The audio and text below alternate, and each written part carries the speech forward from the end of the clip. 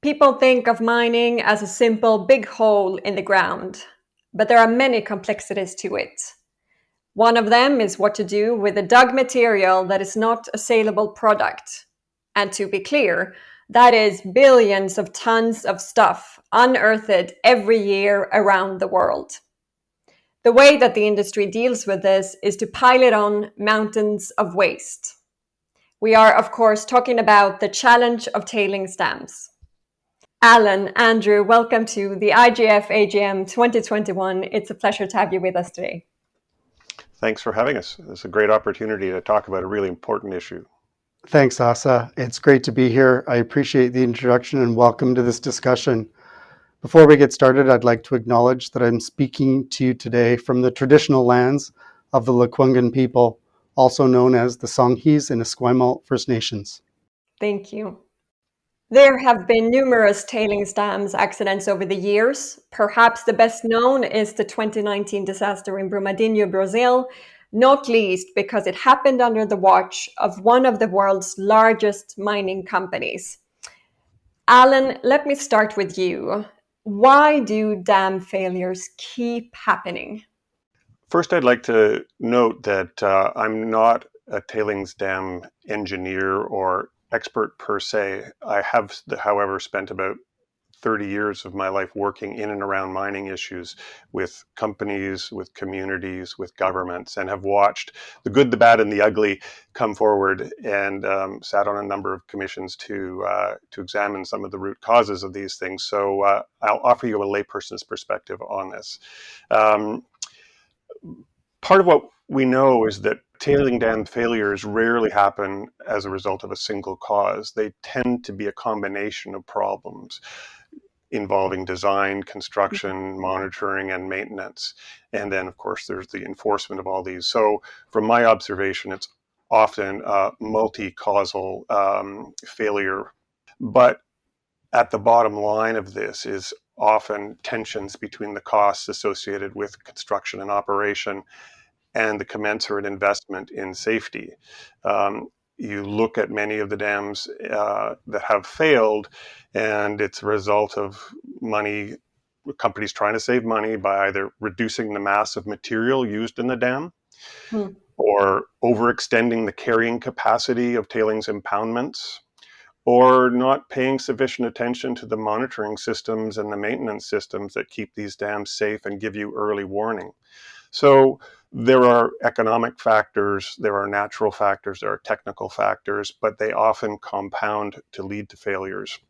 And this is why I think the bottom line has to come back to a commitment for safety, both in terms of government and industry.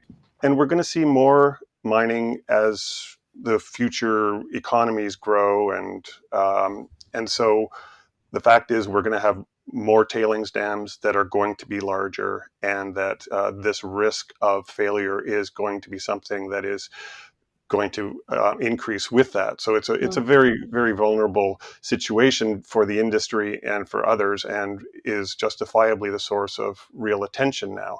This problem's not going away, and so we need to address it very carefully. Andrew, you are the Chief Auditor of Mines in BC, Canada. What is your role with regards to tailings dams? Before I get into my role with respect to tailings dams in the province, I think a bit of context regarding this role will be helpful. The Chief Auditor is a new statutory role in BC that's separate from the other regulatory functions under the BC Mines Act, including permitting and compliance and enforcement. This separation in roles is important because it ensures the audits conducted under the authority of the Chief Auditor can really be independent evaluations of the regulatory framework for mining in BC. Now on to the Chief Auditor's role in tailings. As you noted, recent events, including the failures in Mount Polley in 2014, as well as the 2015 and 2019 incidents in Brazil, these have really raised worldwide awareness and concerns related to tailings management. Following Mount Polley in BC, the government took action based on recommendations from two independent investigations that were set up immediately following the incident. These actions were to amend the tailing storage facility related provisions of the Health, Safety, and Reclamation Code for mines in BC, which is really the key regulation governing mining operations in the province. These changes and the regulatory framework related to the tailing storage facilities was selected as one of our first audits due to the importance of this topic and the high level of interest from Indigenous communities, the public, and industry following the breach at Mount Polley. The TSF audit report that was prepared by me and my team contained 7 recommendations aimed at supporting continuous improvement of tailings storage facility management at mines in BC. Now that the audit is being released, the ministry is working to implement their committed to actions and reporting their progress annually to myself for posting on the audit unit website. At some point in the future, there will be a follow-up audit of this topic to evaluate the ministry's progress in addressing the recommendations provided earlier this year. So the chief auditor does not have an ongoing daily role in tailings management. We provide oversight and evaluation to ensure that the regulatory framework for tailings management in the province is effective. You mentioned the 2014 Mount Polley tailings dams collapse and that it led to this legislative and regulatory changes in BC. I think an important question is, did the changes make any difference on the ground? Since many of these changes have really been introduced in the last few years, it will take us time to fully realize and evaluate the benefits from these changes. However, we are seeing some improvements already on the ground. First, restructuring to create 2 mining divisions with a $20 million investment has helped ensure that each regulatory function is properly resourced with key priorities identified and actioned. Amending the Mines Act to create 2 new statutory decision makers, the Chief Permitting Officer and the Chief Inspector of Mines, has helped ensure that main regulatory functions, compliance enforcement and permitting, have their own clear authorities and accountabilities that are separate from one another. Establishment of the Standing Code Review Committee has helped ensure that key revisions to mining regulations can be considered on an ongoing basis rather than ad hoc as previously, and this helps ensure that BC's regulations are able to stay current with best practices. Finally, the development of digital tools has helped improve the quality of data used by the ministry and collected by the ministry to oversee the mining industry in the province. And as well, these data help increase our transparency because we're able to share more data with the public. We expect that over time, many more benefits, other than these ones that I've mentioned just now, many more benefits will be realized from the changes that we've implemented since Mount Polley. More generally, what are the main features of good tailings governance? Sure. I think for 4 key elements, and they're all predicated around a broad commitment to safety first, safety as the ultimate goal of tailings management and the goal of zero harm to people and the environment. But I would say you'd start with the primary issues of dam strength and location. Your dams must be designed to withstand most extreme meteorological and seismic events. If it's not in the right place and if it's not the right technology, it shouldn't be built. The second is really, I think, an important element of the broader process of decision making, and that's the engagement with affected communities. There has to be meaningful engagement and participation and consent of affected and potentially affected communities. There's a commitment to transparency and engagement at all stages of the design, the construction, the management, and that includes annual reporting and, as I said, a transparency on all monitoring aspects of these things. And in the initial phases, the sort of worst case dam failure scenarios should be modeled and made public prior to permitting and the updating that goes along with these dam facilities. Third element would be a contingency and disaster planning. This is really an important issue of emergency evacuation drills and that are related to catastrophic failings must be held on an annual basis, and planning and execution has to include workers, communities, local authorities, and emergency management groups. And finally, I think a key element that's come up is around the allocation of liability. Who should have ultimate responsibility on tailings dams? Is it companies or is it governments? Well, I think it has to be both, and they're distinct responsibilities. But government clearly has the choices to make on permitting, on the rules and regulations for monitoring, and for ultimate decisions on operations. So there is accountability to the public and to the industry for governments to setting the rules and enforcing them. That said, companies also have a profound responsibility to their shareholders, to their employees, to affected communities, and there are many decisions that can and must be made, as I've said earlier, around costs and around safety that will reside in with the technical expertise of the government. It's necessary they both work together and they fulfill their joint and respective responsibilities on this. That's the only way it can function. Tailings dams matter to all stakeholders, but it's obviously most critical for people living nearby. Andrew, I'm particularly interested in the role of traditional landowners in this discussion. How does the audit function in BC take into account the views and concerns of Indigenous communities? Engagement is a key part of the work of the mine audits unit. From annual planning to the conduct of individual audits, the knowledge, ideas, and questions we learn through this engagement are really critical to ensure that we incorporate all perspectives into our audits of the regulatory framework. Given the impacts of mining on First Nations traditional lands and communities, engagement with Indigenous partners is extremely important. It's an important source of information as we evaluate, how the regulatory framework affects their rights and title.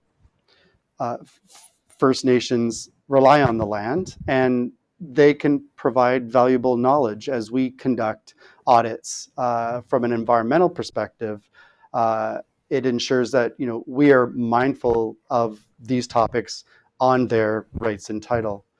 As well, mining is a really large employer of First Nations in British Columbia, and with that experience on mine sites, they have a lot of technical knowledge and understanding of mining operations that, through our engagement, we're able to really ensure that we have a fulsome appreciation of Indigenous perspectives on the health and safety topics that may impact Indigenous peoples as well. BC is really committed to reconciliation with Indigenous peoples, and in 2019, the provincial government passed the Declaration on the Rights of Indigenous Peoples Act into law in November of 2019. This act establishes the United Nations Declaration as the province's framework for reconciliation. This legislation sets out a process to allow BC to align its laws with the United Nations Declaration. This process is not yet complete, but processes, much like what we're developing in this new audit function, are really being designed to ensure that we honor the intent of the Declaration in all of the work that we do. Alan, you have worked extensively trying to develop strategic partnerships in the extractives. Are companies and governments doing sufficient stakeholder engagement when it comes to tailings dams? It's hard to generalize. I think what we're seeing is some instances, and often it's those instances where Indigenous rights are playing a central role in the mine development. There's some mines in, for example, Northwest Territories and others, and perhaps some in BC that we could look to that have strong Indigenous governance implications for them. Those ones tend to be much further along in terms of the kinds of collaboration and cooperation that Andrew is referring to. However, I don't think you could say that was the rule throughout industry, and there's a lot more that can be done and should be done from the initial risk assessment process, which is informs the tailings dam design, through to monitoring and management of risks as they're ongoing. So, I mean, this deeper disclosure and dialogue commitments are going to be really important in terms of informing the management decisions, both by industry and government. But if you look, for example, at the increasing the market-based standards, like the Initiative for Responsible Mining Assurance, the mining associations towards sustainable mining system, they are all detailing public engagement throughout the mine life cycle. And I think this is becoming increasingly understood as best practice, but I would say that the implementation is quite uneven, and that's even within Canada. And what has your role been in BC? Well, I worked in BC running a civil society organization for about a decade and had a lot of experience with the regulators in the mining sector, and sort of got to know many of the industry and regulators over the years. And more recently, I was brought back to be involved in a process called the Mining Jobs Task Force. That's where I met Andrew in some of the discussions on how we were coming about to address the tailings issues in BC, and that was the beginning of a dialogue which has led us here. I would like to just mention the why I took particular interest in the audit function for IGF as a best practice, because I think it is unusual. And the degree of frankness that was applied to the systems that were regulating tailings dams in BC was very interesting and quite unprecedented, I think, from my experience of governments elsewhere. Despite all the reforms that were going on, the chief auditor discovered some fairly significant systemic gaps and inconsistencies or disconnects, and they really pointed to the end-to-end integrity of the system, where a signal from the code gets laid out to the practice in the field. And there were some really important systemic issues that needed to be addressed, so that there was consistency in the application, clarity in the signals being sent, and consistency in the enforcement of standards. So we're not there yet, but we've identified those problems in the system, and I thought that was a really, really interesting and important step to take. Andrew, do you agree? Is the auditor function in BC different from other states in Canada or even other countries around the world? So as we were working to address some of the recommendations that were provided to us in a 2016 audit from BC's Auditor General, we looked across the country and the world, really, to find a scenario that the Auditor General had asked us to achieve. And no one had done what they had asked for. So we were able to take a really innovative approach and develop this Made in BC option for reflective continuous improvement, to ensure that we are being proactive as regulators to make sure that our system is clear and enforceable and enforced, so that mining, the important resource that it is, can continue to be done, environmentally safe and also safe for workers as well. And as we've mentioned, Mount Polley happened in 2014, which is now 7 years ago. I am interested to know what in this whole process have been the most important lessons learned. Can you give us 3 key takeaways for us and maybe any country or state that want to follow in what you have done? Andrew, why don't you go first?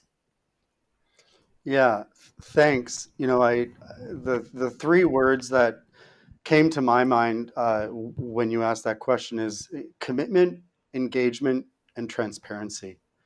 I think it's really important to have a commitment to robust, ongoing, continuous improvement processes. It's really key to ensure that the mining framework, the regulatory framework, keeps pace with the constantly evolving field, the technology, public expectations, and it can really work to support robust economies while also working to protect the environment and worker health and safety. This really requires commitments to securing appropriate and adequate resources and ensuring that infrastructure is in place within government to action the recommendations in a timely manner. Engagement is really important because it ensures that communities are engaged in all aspects of the audit process and that their interests and perspectives are incorporated into the changes that we make to the regulatory framework. And finally, transparency. Transparency is really key to ensure that all parties remain informed and have a good understanding of the work that's being conducted to continuously improve the regulatory framework. While we can't guarantee it, the goal of this transparency is to work really hard to increase confidence from all parties in mining oversight. Alan, what about you? 3 key takeaways. Well, of course, the first one is humility. The when Mount Polley happened, when the tailings dam failure happened, it was a deeply, deeply sobering moment for BC and the industry more broadly. This is BC. You would think that this was a place where that sort of safety was assured and wouldn't happen. Of course, there's always risks there, but it was a deeply sobering moment. And Andrew has described the what happened as a result of the shockwaves there. So one of the takeaways was government has to have adequate resources, more than adequate resources to be able to do this. This is not an area in which industry can self-regulate. So the role of government was heightened, and that was one aspect of it. Second, I would say is that the sort of the cost accounting that was done on risk previously has been really recalculated, shall we say.